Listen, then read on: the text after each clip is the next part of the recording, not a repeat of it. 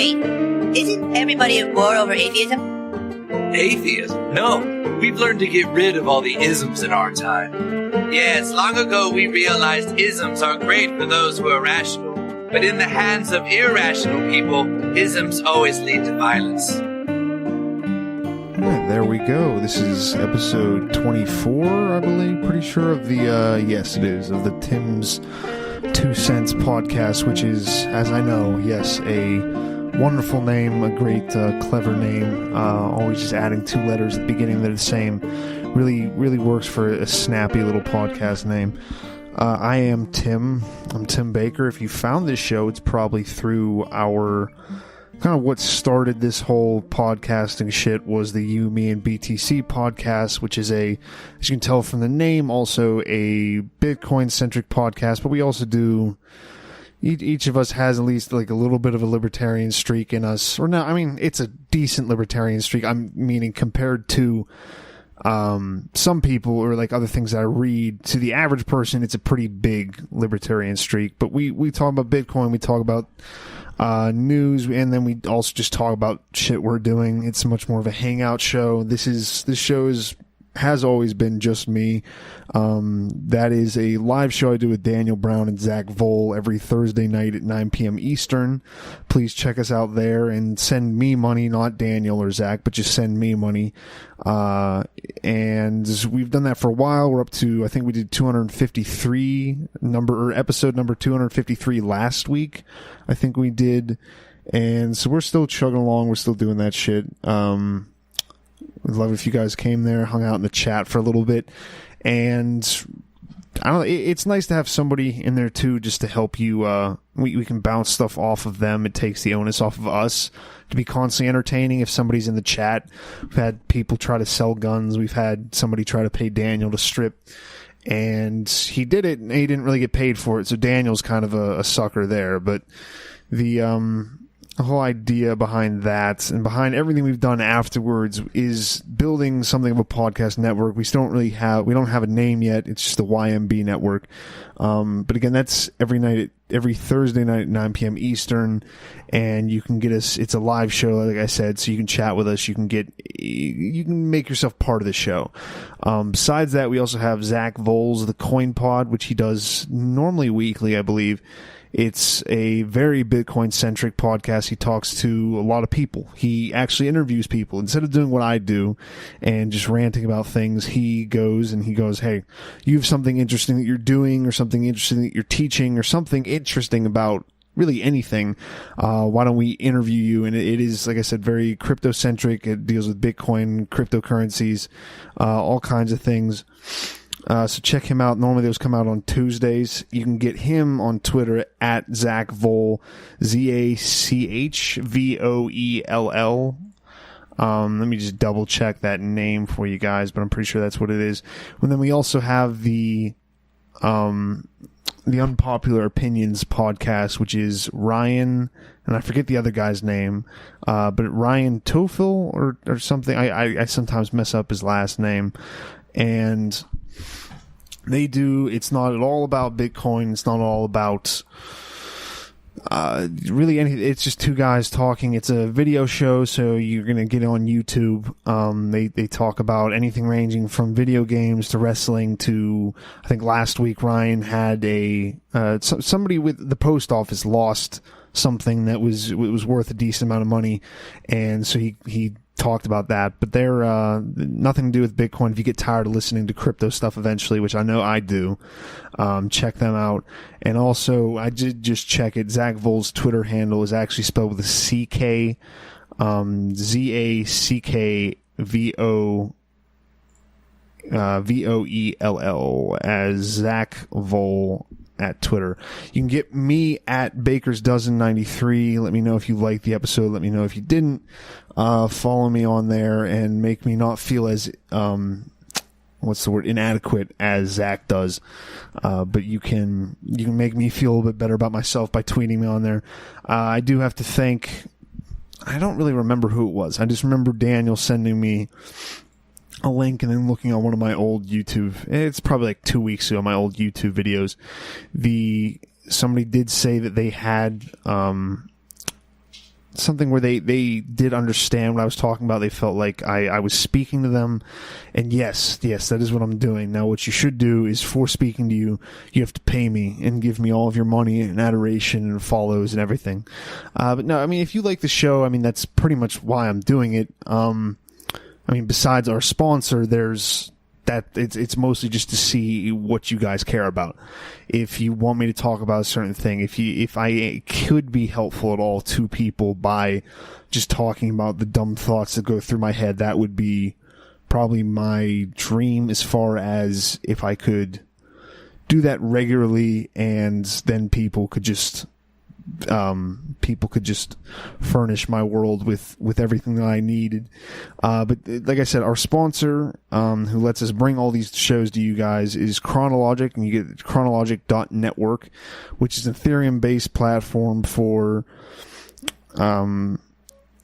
proof of contract, not proof of contract, but debt contracts, and trying to facilitate. It's arbitrage. It's arbitrage. I think I'm saying that word right, but it's trying to decentralize that world of having to oversee an interaction between two or more people. And the more we can decentralize things like that, the more we can take that power, that need that some people feel to bring a government or a centralized authority into arbitrage or into mediating something. The more we can bring that into a decentralized kind of paradigm that Bitcoin has really been very influential in building, I think the better off we'll be. And again, that's Chronologic and chronologic.network. Tell them you heard about us or heard about them through the show. Let them know that we want more of their stuff. I feel like they should probably just run at a basically cost for their business model, and then just give the rest of the profits to us just because we're good. You should just give it to us for that anyway. But besides that, it is a cool idea. It's a cool website, or not a cool web. The website is designed decently well, but it's a cool concept and a cool thing that I like that people are doing it, regardless of what you think about where the government should be and what their real force should be, how much authority they should have. There's not a lot of people that wouldn't want things to be more decentralized, especially now. And actually, I do want to talk about that today a little bit. Like I said, this is episode 24. I've done 23 of these episodes already. The first, 15 were me picking a certain kind of belief system and then trying to go through that, figure out what in that belief system I really cared to take back, and what I thought that would be maybe useful to you, would be beneficial to bring into your life. Now, so far, I've been just kind of just going off, seeing where the fucking podcast goes as I just run my mouth. And it seems to be working so far. Like I said, somebody said they could kind of barely understand what I was saying, so that's good enough for me. But I want to talk about decentralizing things. Isn't just about taking power out of the hands of the government or taking power out of the hands of anybody who's trying to rule over you.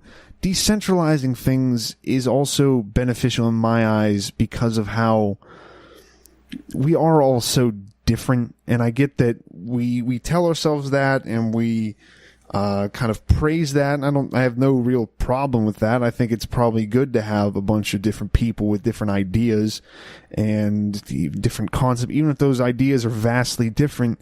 If the more kind of differences and the more varied approaches you can at least have presented to things, I think there's not really that much of a detriment to anything, as long as. And this comes down to where my values are at, and that's actually what I want to talk about. My values are very much, not that they're values. I need to stop myself before I start doing that. My values aren't so much like hardcore things that I believe in constantly and think that this is the best way for society and life and humanity to go forward. And actually, society doesn't really come into most of what I would call my values anyway. I think that's a pretty big difference between how I think and how I look at the world versus other people, is they are almost constantly, and I don't know if this is them actually looking at something like this or if it's an attempt at giving themselves a certain kind of authority or a certain kind of like a backing to their theory and a backing to their thinking without them just going, well, I'm right. And then it says it like people used to, I don't know, it said it in this book, it said in the Bible, or it said in this other religious text that I follow. Now it's just, and not that this hasn't been used in the past, but much more now it's, well, this is for the good of society. This is where the most people would benefit from this. And whenever you want to talk about whether it's basic income or what's the phrase for that? Living base or living wage or universal basic income or free healthcare, free college or free whatever, is the idea that all of these things will specifically create a society that flourishes and will strengthen that society, not just in benefiting the individual, but also providing like a cohesive framework for building a nation. And I get that I've made the argument in plenty of more like half the arguments, and I think this is a pit that we all kind of fall into, where we want to talk about why free market is best for, or why we believe in a free market. And I used to, and I probably still would if I was talking to somebody outside of a libertarian space, just because it's hard for them to really grasp at all. And I don't mean that in a high and mighty sense. I just more mean that in a sense like they just don't think like that. Like I was saying, you make the argument about why free market is better, not because you go, well, people should just be allowed to do what they want, but, well, you see back in the the 1890s to 1910, it was the greatest period of economic freedom in human history, and the United States flourished as a country, and there was all this wealth. And it's like, yeah, that should be enough of an argument to at least make people go, okay, maybe let's look at this. But then it is, if you're going to go into the framework of, well, for an idea to be relevant, an idea to be worthwhile considering, it has to be a benefit to all of society and whatever that means as far as it being a benefit to society. Whenever you go into that framework and that kind of arena with their argument, then they can also just go, well, I mean, but like you saw what happened, and the best thing for society is this versus this. The best thing for society is for people to have a safety net, and that allows people to have a better standard of living because they don't have to worry about their food and blah, blah, blah, blah. That's like pretty demonstrably false, but no one's really going to give a fuck because we all learned in high school and elementary school that, oh, the Great Depression was caused by banks just lending money like crazy. It had nothing to do with the government pumping money into the system and then just ignoring the fact that, well, we have this big like uptick in the economy and it's going to eventually go down. We went, no, it can never go down. Let's just flatten it out for years and years and extend that.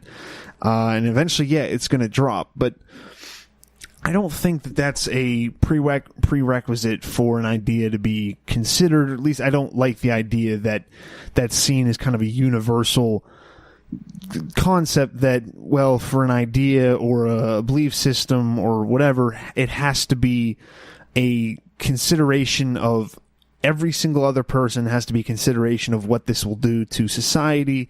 It has to consider what this will do to a nation's strength or a nation's, how a nation is looked at across the world.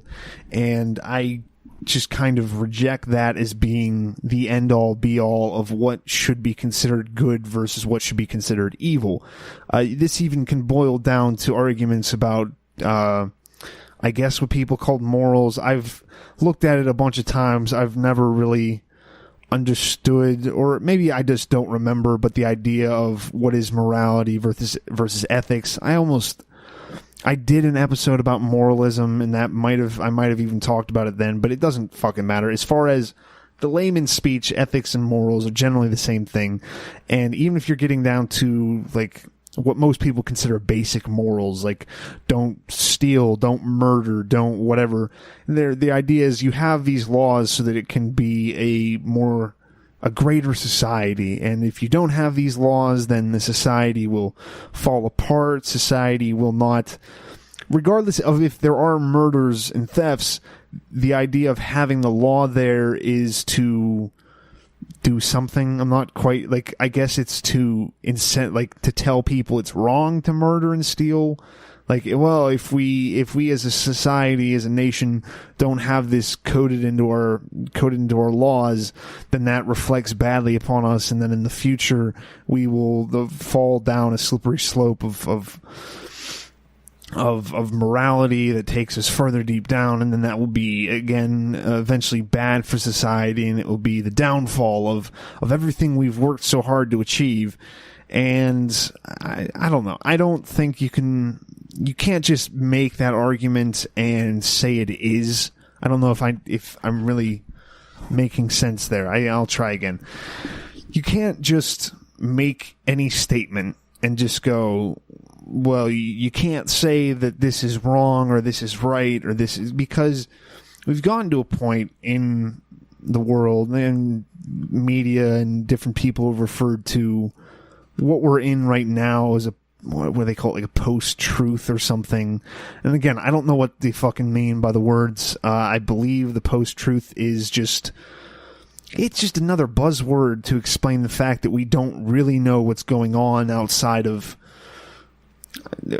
maybe, I mean, as long as you're paying attention, what's going on outside of your view and like what you can actually see and touch and hear. But we've never, people want to act like, oh, back in the 2000, back in 9/11, nobody ever, the fucking government always was telling us the truth, and they never lied to us, and they never talked to foreign leaders, and you see what Trump is doing now. So he's telling everybody that CNN is lying about him, but then it was fine when Obama did it back to Fox years ago, and everyone's like, well, the truth it's been besmirched. The word of truth means nothing anymore, and it's just terrible, and we've fallen into this society, blah, blah. It's just all shit, and it's all posturing, and it's all like, we'll take up this kind of ideological hill, and then we'll hold it for a little bit, and then when it doesn't serve our interests anymore, we'll jump right back down, and then if somebody else takes that hill, then we'll go, oh, that's not fair, you can't do that, what kind of authority do you have to do that? And it seems like that's what most arguments are now. But there's nothing where you can just go, well, see, this is because it is. There's way too much difference in people's opinions and people's views, and I guess this is what I was trying to talk about, what is it now, like 10 minutes ago, as far as I think the biggest issue with trying to form a centralized, it's not the biggest issue. The biggest issue with trying to form a centralized kind of government or centralized body of any kind is the coercive power they use on other people. I think that if you're going to have morals about something, the most simplest thing that bases most people's idea of what is good and what is wrong is force, and is requiring and possibly threatening that person to do something, and whether they do or not, they you either comply or you die. Same thing with taxes. If you want to make the argument to somebody as to why taxes are at least not right, by anybody's standard definition, you just go, well, what happens if you don't do that? Well, they kill you. Are you doing anything to anybody by withholding those taxes? No. Well, then whenever they come to make you do them, and then you don't pay them, and then they throw you in jail, and if you try to stop yourself from being thrown into jail, they will kill you. So right there, you can make the argument very easily as to why, even if it's not a moral wrong, it is something that we would all look at as negative, and at very least the greatest of necessary evils. But most people don't want to do that. Most people just want to go, what do you want? You just want us to just let people die, and then because it's always there's the two kind of sides of their response to it, where it's like, well, if we don't tax people, then people starve and die, and then, well, if we don't tax people, then what do you want to do, just live for free? I don't really understand how those two fit, but regardless, there's too many, in the same way that I see myself and I look at the way I think about the world and I look at the way it seems like most other people think, I believe that that is a very nuanced approach for me. And I don't mean that in a, well, I'm smarter than this, but as far as like, I'm paying more attention to the coercive side of this than I am to something else. And my view of how the world and how we should act to each other is vastly different than somebody else's, but only because of this very small deviation in how I think about something. I think that that's probably true for most people. There's very few people, and you can look at your friends or your family or anybody you're close to, and you can go through some belief systems or what you agree upon, and you're eventually going to pick on something. If you go through everything, you're going to pick on something that not only do you disagree about, but you could cause a rift with this person by disagreeing with them enough about it. You could cause them to basically shun you, or to just not want to be around you, to just dislike your company forevermore after that for holding a contrary opinion to them on something. Like I said, I think that's true for everybody. I don't think anybody has anybody else in their life that believes exactly what they believe and the exact same amount that they believe, and believe that the people who don't believe in that same thing should be punished to the exact same extent. Like even amongst anything, you want to take whatever it is, abortion, marriage, taxation, blah, blah.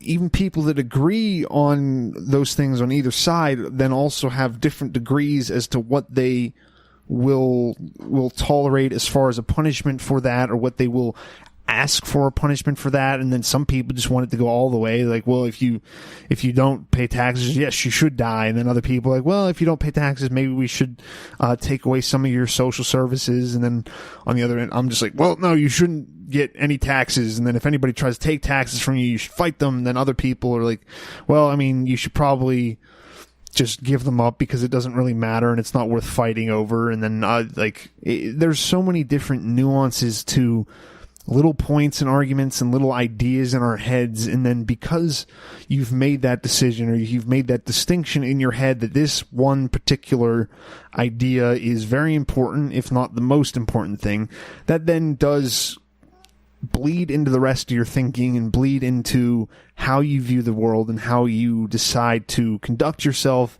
how you look at other people, what you tolerate from them, and what you don't tolerate from them.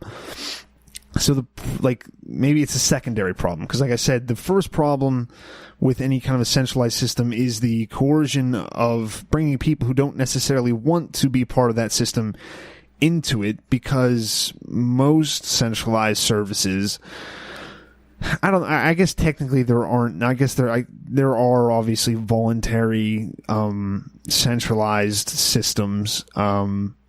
But most often, whenever we're talking about that, when we're talking about wanting to decentralize things, we're trying to decentralize things that are coercive, that the centralization is there so that there is a punishment for those that go against it. So that's the first problem. Second problem is, inside of that decentralized system, you have each individual, whether they're in power or they have influence, and in varying degrees of influence that they have, every single person has a different upbringing, has a different background, has a different experiences in their life, has different ideas as to what or what is not the purpose of that centralized system, and how dissenters from that should be treated. And I think that's one of the big problems with any kind of a codified law, is you get to where laws are no longer just well, we agree upon this as a society that this is an incorrect thing and that it should be punished, and this is out of necessity. I would say, if you're going to make the law, you do then have to enforce it in some way. There's no point in making a law and then not enforcing it.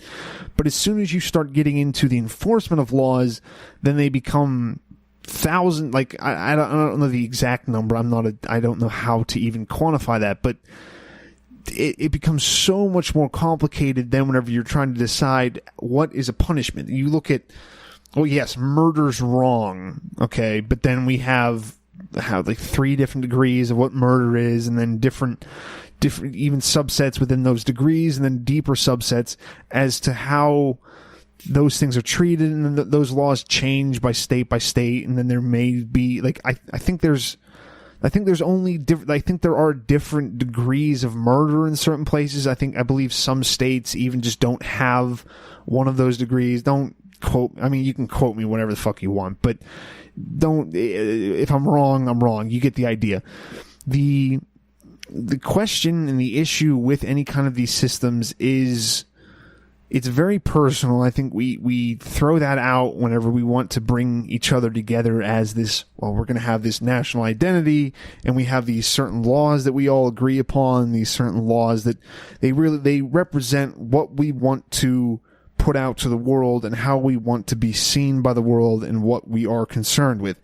And as soon as you do that, as soon as you start making your laws and your ideas as part of yourself, you can't do that as a centralized group without it being the law then becomes one person or a group of people's decision on that. It's no longer I don't even have a particular love for democracy, but if you're going to have a system where you say that you are representing everybody's feelings on something, not that America's a democracy, but you at least have to have the I guess at least a show of wanting to represent people's opinions on something or people's beliefs.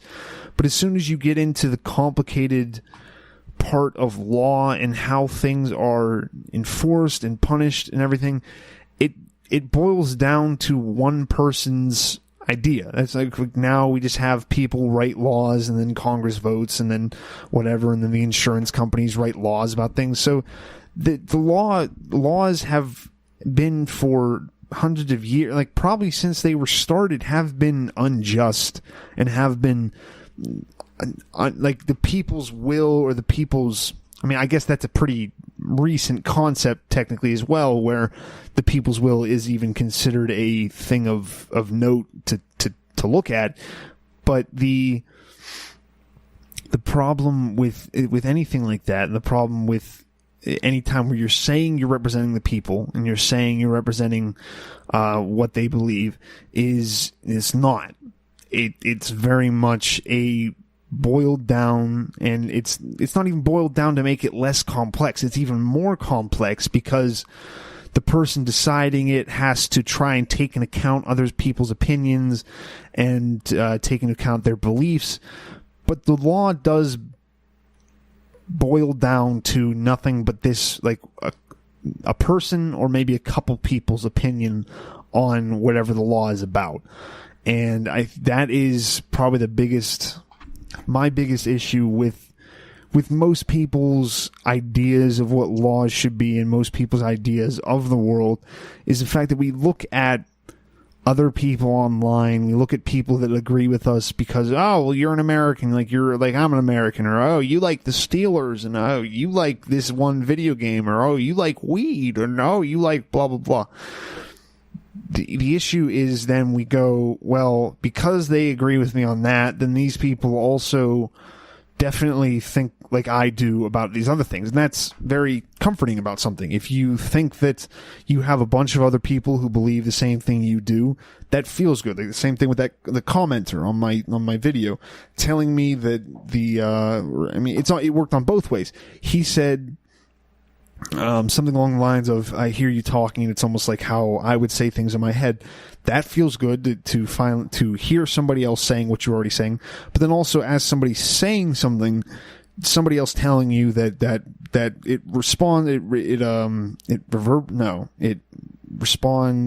gives them something in their head goes, yes, no, that's right.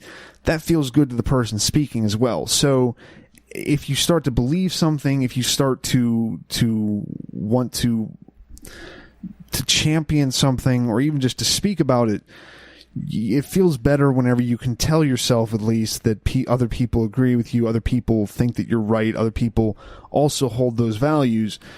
But there's so much nuance in values and nuance in people's beliefs that I think it's kind of not a worthless thing. Like I said, it's going to be hard to really say that it's bad and that it's wrong to feel good about having other people agree with your opinions, but we put a little bit too much importance on that. We put a little bit too much whenever you see a movie trailer or a video game trailer, like a video game trailer, it has 60 million pre-sales or whatever. Whatever. Or the movie, this is the top movie in America. And it's like, well, I don't want to see that. Why would I want to just see that just because a bunch of other people went and did it? Let alone if they liked it or not, but a bunch of other people just went and saw it. And I think we put too much power in other people's, at least what looks like their support of what we think. Because even if somebody goes, yep, no, like on Twitter, if you go, yep, no, I believe taxation is theft as well, I'm going to find something even in that statement that I disagree with them about, most likely. It's cool to find people that do have that like follow along with your line of thinking to a deep level, but it's pretty rare as far as it being the exact same thing. And I that's not as important. Beyond it, maybe not. I guess I could put that in a little more positive way. It's not that it's bad to think that to feel better about yourself because other people have the opinions. It's not necessarily the best way to make your decisions, but we shouldn't make it as big of a deal that somebody has a different opinion from us, because we all have different small deviations from each other in our ideas. And instead of being like, be a purist in if you're going to be a purist in something that does actually matter. And I get that we can make something matter when it doesn't necessarily, but you can be a purist in ideas. And if you really want to, section yourself off from the rest of society and say only the people that believe this one thing are getting inside this little box. I mean, you might have a lot of people jump over to your side, but more than likely you're not. But it's not as important, because even the people that say that they agree with you on whatever it is, like if they're pro-life, pro-choice, Democrat, Republican, they're going to have so many differences that you could also get pissed off about. That if I am good at anything, it's at finding the negative in people that I should be positive about. Like, one of the people I hate the most sometimes are just libertarians or ANCAPs on Twitter who are just posting things. I'm like, that's not how it works. Fuck you. Because you look at this idea and you look at this concept of whatever it is. This example, it's a libertarian philosophy or voluntarism or agorism. And you go, no, you're not representing that correctly. I know the right way that's supposed to be implemented and how it's supposed to be taught. And I know the pure version. But it's an idea. You can't hold an idea as this being yours. You can't really logically tell somebody else that they can't have this idea of something. Definitions of words can be used as far as an argument for where a certain thing should go, but there's not really that much credence in going, well, no, I can have this one word to describe something, especially if it is a belief, like an ism. I get to choose what exactly this means. I get to choose whatever. And then that also extends to not going and saying, well, this says this and this is the authority on all of this. Because ideas are the perfect, like, they are socialism, basically. Like, because, and that's, we've definitely talked about that on YMB. And actually, I'm going to run an ad here soon, but I'll make this point before I go, maybe just to hook you a little bit. But ideas are socialism. Ideas are a free exchange of goods without any demand for something in return. But I'll finish that up when I come back. Hey guys, today's show is brought to you by Chronologic.network. Chronologic is an Ethereum-based project that aims to solve time-related problems on the blockchain. Through Chronologic's 3 core products, the Ethereum alarm clock, debt smart contracts, and the day token minting mechanism, they solve the problems of payment scheduling, crypto loan time constraints, and unstable token launches. Find out more at Chronologic.network.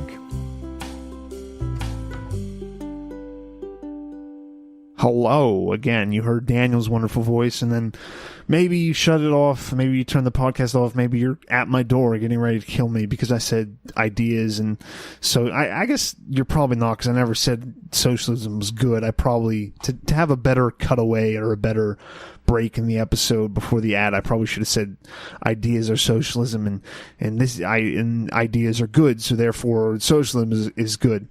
But socialism in markets or in systems where there is no scarcity is fine. The whole point of a free market and the whole point of a lot of Austrian economics is supply and demand and scarcity. Because if you don't have scarcity, there's no point in why would you want this? It's just, it's out there. It's like air.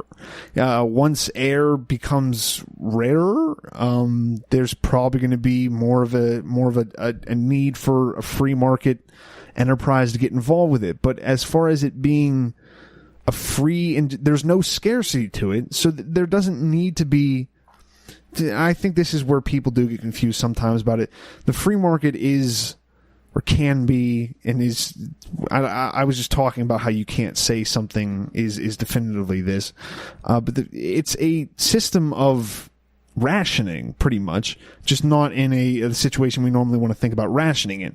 A ration like during wartime in Britain or US, or I mean in worse situations like Russia or Germany and World War II, where there's rationing, that's happening because there is a greater scarcity, and now the government's kind of taking a whole bunch of it, and they're like, you get a little bit. The free market, free exchange of goods and services without any kind of interference, that is there because how else do you decide how people get goods and services? You can't just, you can say whatever you want. You can just say that people should just get free things. But who's going to decide who gets free stuff and who's going to decide who gets not free stuff? Because you're not going to divvy it up equally. Even with the internet, that's impossible. How are you going to do that like 60 years? How are you going to create an actual balanced system of millions of people, or even 10? You want to divvy up like between 10 people in a commune, it always goes to shit anyway. The whole point of a free market and the point of free money is that we need to ration things. We need to not just have people like, it's the whole thing with anything free is you have people who, maybe they're help, but then there's also a lot of people that then take advantage of that. If food was a universal guaranteed right, whatever, then you're going to have a lot of people that are eating way more than they need because why not? Well, no, we're going to decide, we're going to set these standards through science or whatever the fuck they always say, that we're going to figure out how people need to eat, how much they need to eat, how many calories they need, what kind of food they're allowed to eat. But the problem with anything like that is if you're trying to control any amount of people, like I said, even 10, it's a lot easier to let them control themselves, and it's a lot less violent to let them control themselves, to let them ration things, let them ration scarce goods through the use of value exchanges that we call money or anything like that. It's a lot more. To me, it's a lot better of an option to let a society, let a group of people ration themselves and have some kind of on high dictatorial power going, here, no, you get this. If you let people, because in scarcity and all these things, in a perfect world, socialism would probably be great. It'd be, I guess, nice. And then this is even going back to where our different values are. Just living is not necessarily good. Just not like the standard of living or the standard, that is kind of a baseless observation as far as what is enjoyment in life. So once you start trying to take something as complex and irrational as human action and human behavior and human desire, if you try to take all those things and then codify them into law and put them through scientific calculations to figure out where things need to go, then you're creating this whole system of prediction that is almost never right. You're creating this whole the market price prediction or whatever they did in the Soviet Union, where they're just like, well, we figured out all these different things and we think this is worth that, and then anybody associated with that thing, whether it's through them going, well, no, I actually know that it's not worth that, or because they want to go, no, it's worth more or worth less, depending on if they're buying or selling it, goes, that's not at all a good representation of why or why not this thing is valuable. You can't just put a person's preferences into a science calculator. But that's why I would make the argument, as far as, I guess this whole podcast has just been me trying to make the argument for decentralized systems, not just against government, but against society in general. Maybe that's showing my kind of misanthropy, but I don't dislike people. I dislike groups of people, and I dislike groups of people a lot. Regardless of what you believe, if I see you in public or on the internet and you're in a group of people, it's very likely that I'm like, I don't really dig this shit.